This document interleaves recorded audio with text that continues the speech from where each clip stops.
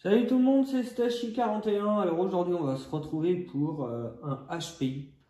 HPI Savage XL Flux, mais complètement remodifié. C'est un véhicule que j'ai acheté au début pour pièces, parce qu'il y avait beaucoup de pièces sur le véhicule qui m'intéressaient.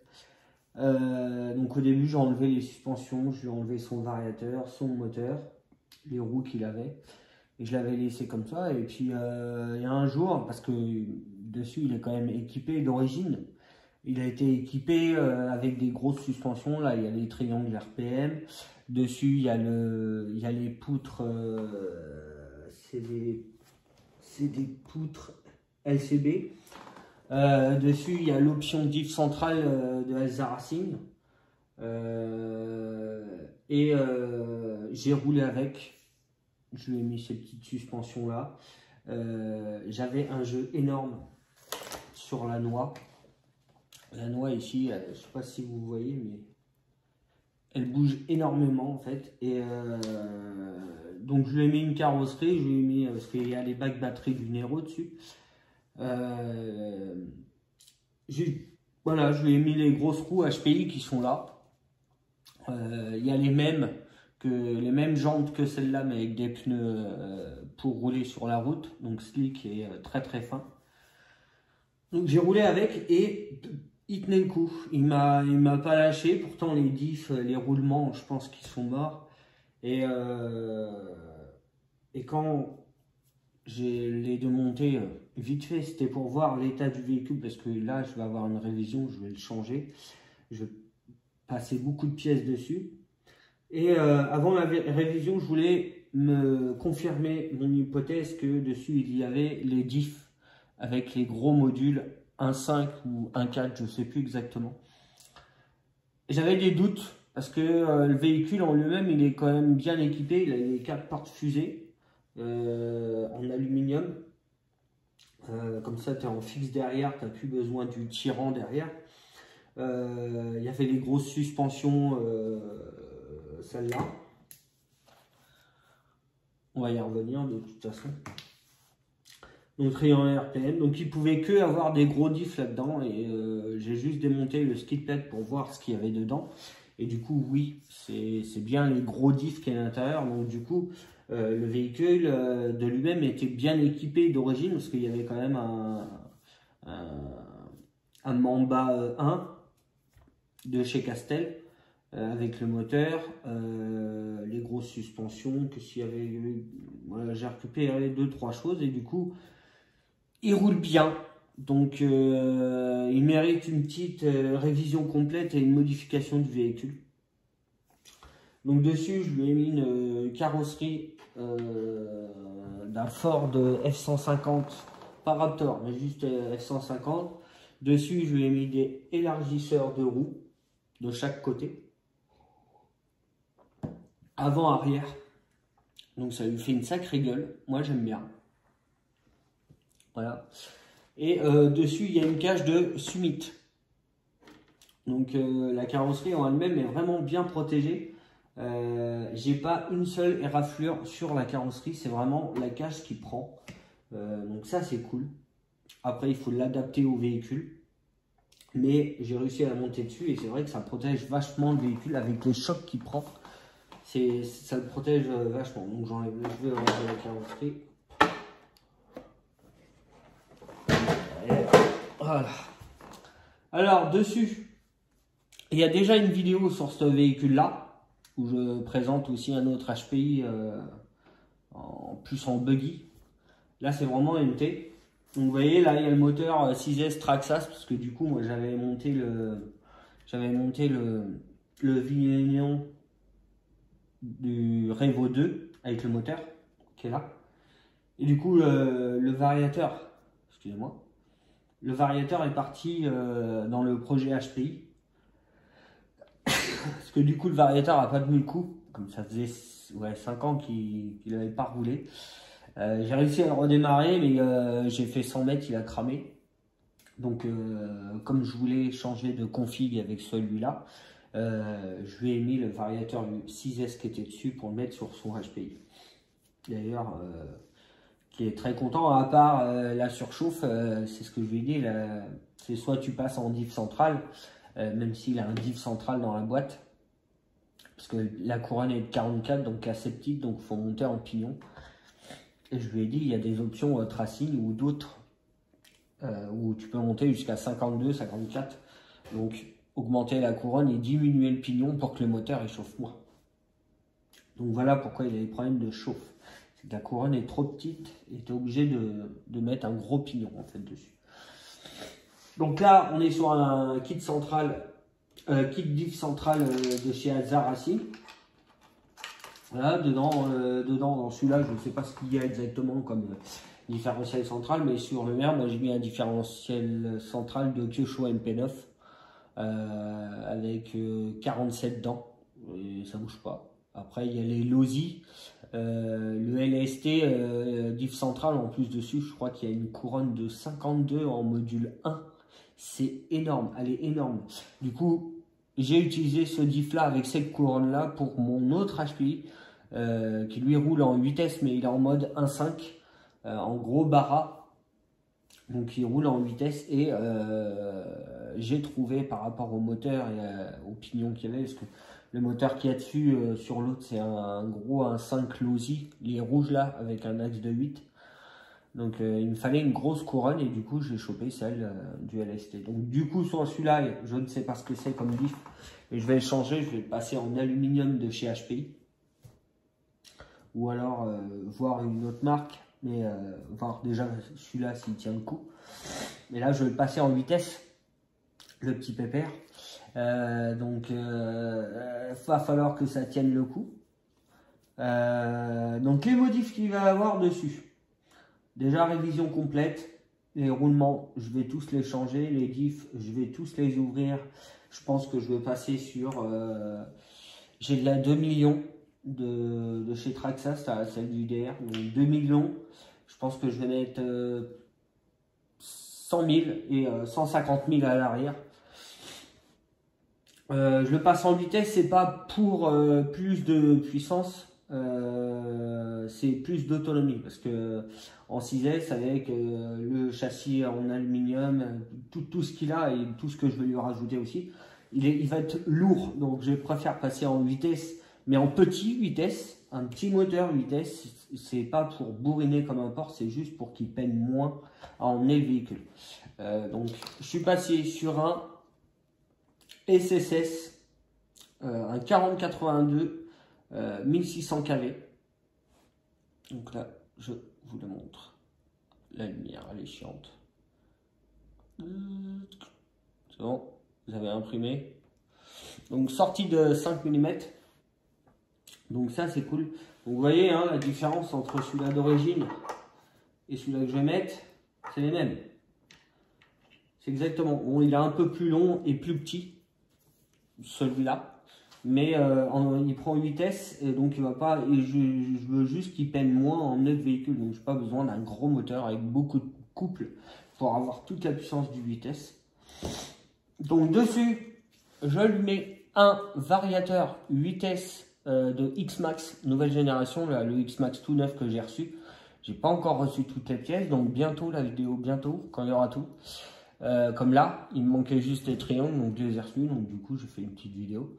Donc 8S, bon, je vais changer les prises et tout, mais un petit VXL 8S de X-Max, nouvelle génération, donc on verra bien ce que ça donne avec le moteur SSS. Voilà pour la motricité. Après, les diffs, je change rien, hein, je change juste les roulements.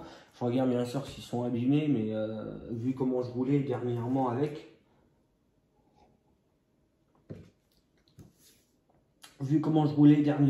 ça roulait très bien, j'avais aucun problème. Et j'ai décidé de le mettre en pause pour voilà, la transformation du véhicule, ce que je vais lui apporter. Donc on a déjà vu le variateur et le moteur.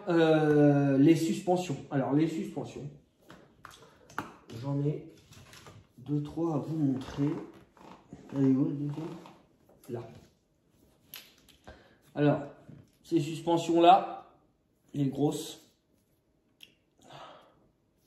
Je les mets un peu partout, sur tous les véhicules que je peux mettre. Là, je l'ai mis sur le Arma Creton. On verra ce que ça donne. Donc, chez HPI ou Losi, je crois, je sais plus. Il y a plusieurs dimensions d'axe de suspension. Donc, l'axe qui est là.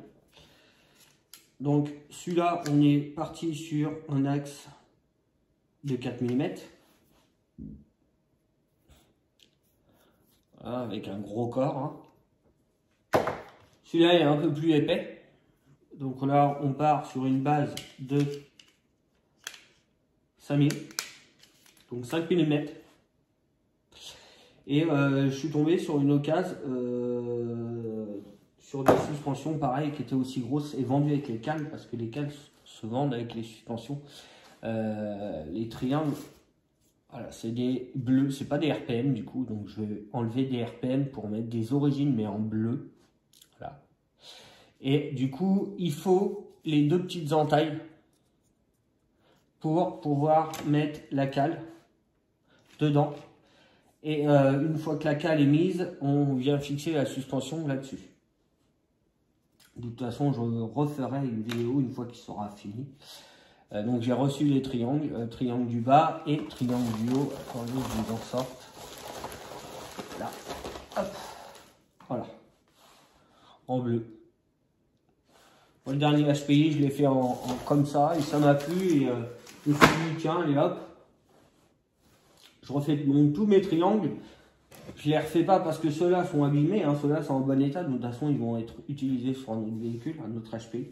C'est que pour poser ces grosses suspensions là, celle-là, il faut la petite cale en alu, et pour avoir la cale en alu, il faut avoir les triangles et spray. Et je suis tombé sur ces suspensions là. Donc pareil. Hein, ça monte sur HPI ou Losi. Et on a un axe, que je vous raconte pas de conneries, de... Il y en a qui vont pas me croire. Ouais, on est sur un axe de 10 mm. Donc, la suspension de 5 mm et la suspension de 10 mm. Je sais pas si vous voyez la différence. Donc je vais monter ça sur le gros pépère. Donc la suspension complète, ça donne ça. Vous voyez là que c'est vraiment énorme. Donc il y a la suspension.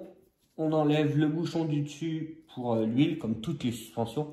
Le tarot, ouais. On peut l'enlever, mais pas par en bas, par en haut. Donc, si on veut l'enlever, on est obligé d'enlever le bouchon. Suivi de sa coupelle, qui vient se mettre ici. Comme toutes les suspensions, avec le ressort. Et du coup, sur le plat de la suspension, je ne sais pas si vous voyez, il y a un méplat pour mettre une clé.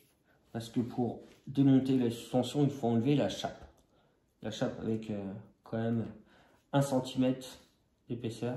Vous voyez, par rapport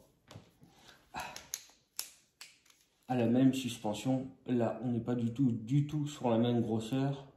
Donc, en espérant, parce que je les ai achetés pour voir ce que ça donnait du coup, et en espérant que ça marche, et que ça soit vraiment plus solide, ça serait cool.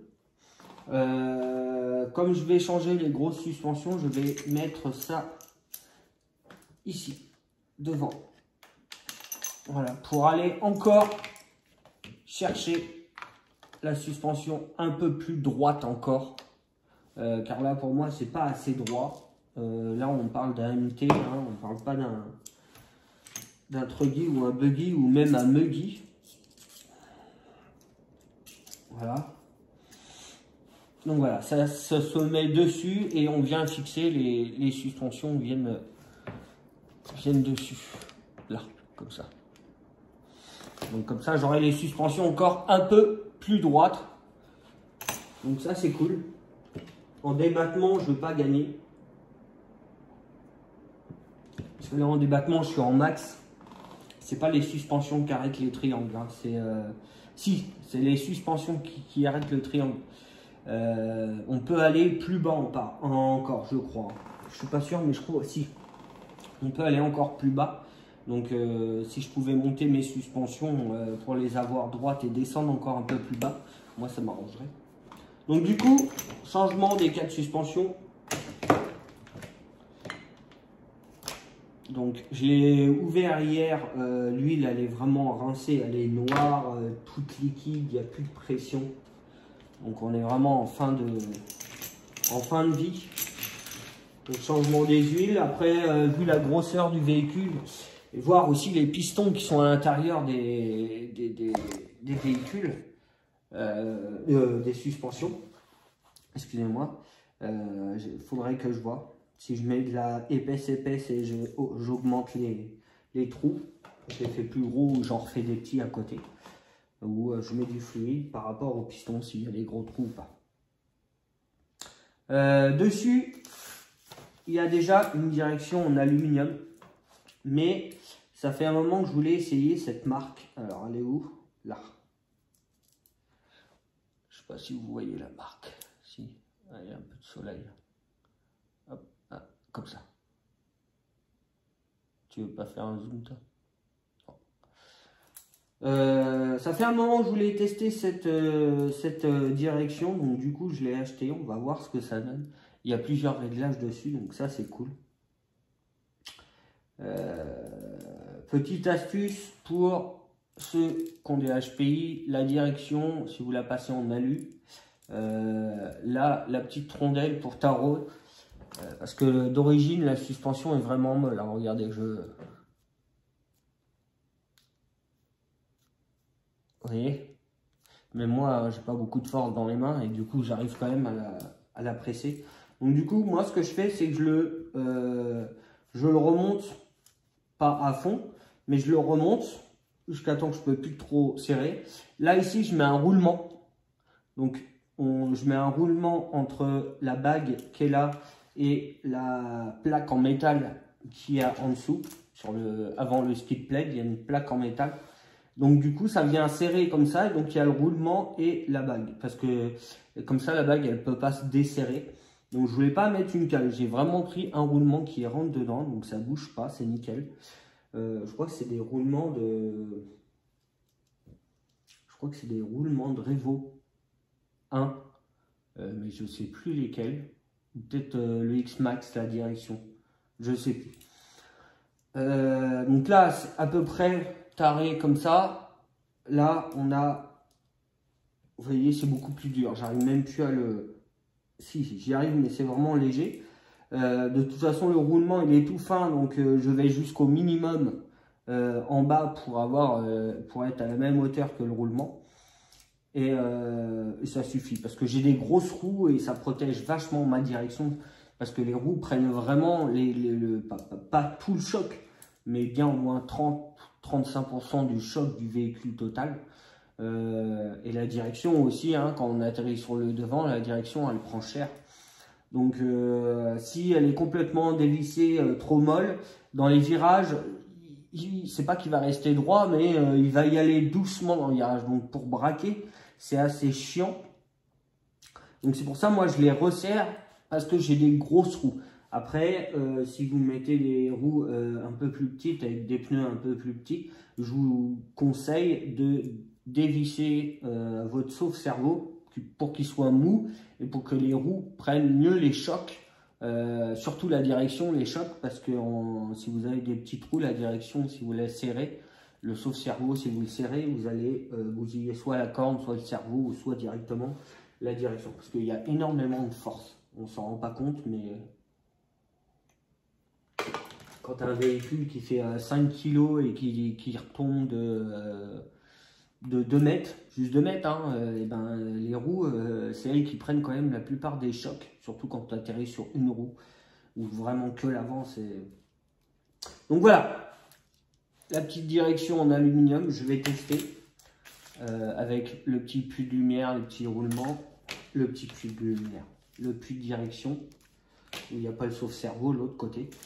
Les petites vis qui vont bien avec, mais de toute façon, je ne vais pas les utiliser. Je préfère utiliser des têtes BTR, là, des petites, je ne sais plus si j'en ai là-dessus.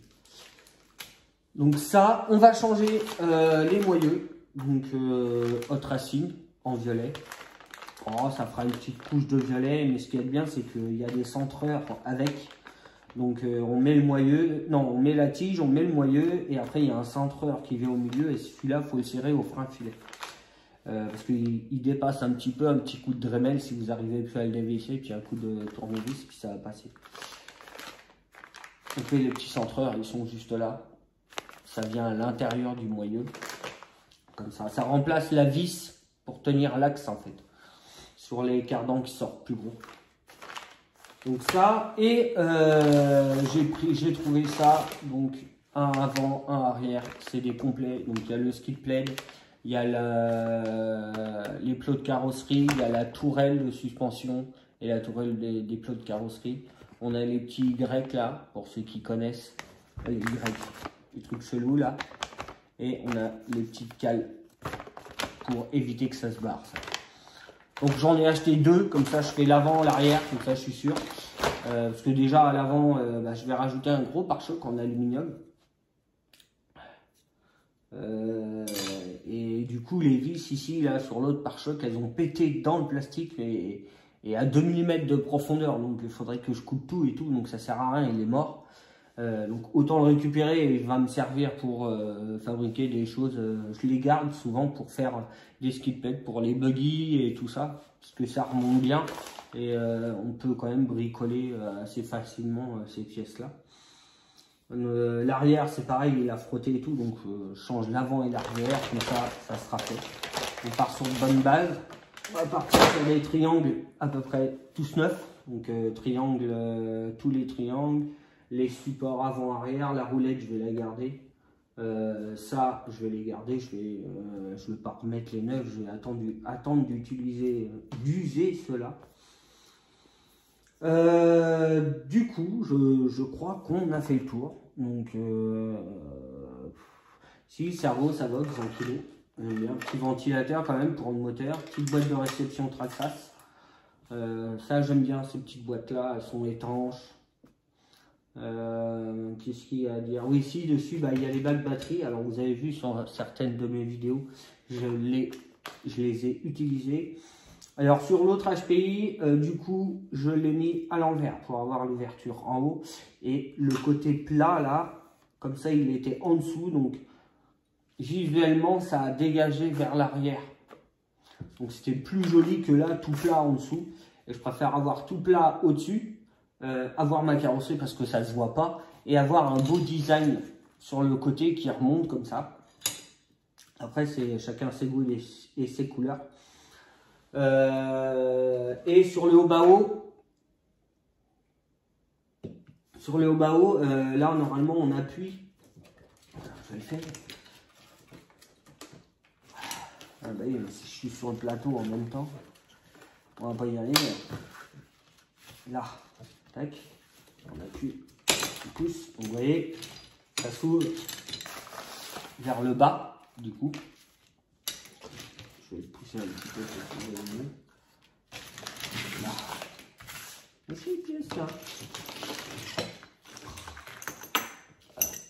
C'est le bordel, c'est le bordel. Là, vous voyez, il s'ouvre par le dessous. Et du coup, moi, sur le Haut-Bao MT, j'ai fixé cette partie-là directement sur le châssis, et en fait les bacs batterie s'ouvrent sur le côté. J'ai un abonné qui m'a laissé un commentaire en me disant est-ce que ça va pas être de trop, parce que du coup il n'y a plus que ça qui tient au châssis et tout le bordel avec le poids. Il m'a dit tu l'as peut-être déjà fait, donc tu dois savoir ce que tu fais. Non, c'est la première fois que je le teste. Après je me suis dit exactement la même chose, je vais avoir que la plaque là pour tenir le bac batterie plus la batterie. Et du coup quand tu réfléchis, quand tu le mets à l'envers comme ça, quand tu fais des gros sauts, quand tu arrives à 2 mètres du haut, tu arrives sur le sol, la batterie elle est là. et tu arrives sur le poids directement au sol, il n'y a que ça qui retient ta batterie. On est d'accord, c'est pas ça qui retient ta batterie quand tu vas vers le bas. Il n'y a que ça. Donc tout le poids de la batterie plus le véhicule, ça se déclipse pas, ça ne bouge pas. Donc je suis d'accord avec toi que normalement lui il va pas supporter le poids, mais du coup lui il supporte quand même le poids. La fermeture supporte le poids de la batterie qui vient claquer. Donc on verra bien ce que ça donne. Pour moi ça ne devrait pas bouger. Après si ça bouge, eh ben, je changerai. C'est clair, c'est que j'ai voulu essayer comme ça. Ça fait joli, tu as juste à prendre le bouton, la batterie. Donc celui-là, il va passer en 8S. On va mettre des petites batteries 8S, des 4S, des 4S 4000, 4005. Pas des grosses 4S. Je veux rouler tranquille, pépère, sauter en 8S. Juste, voilà, pour le plaisir.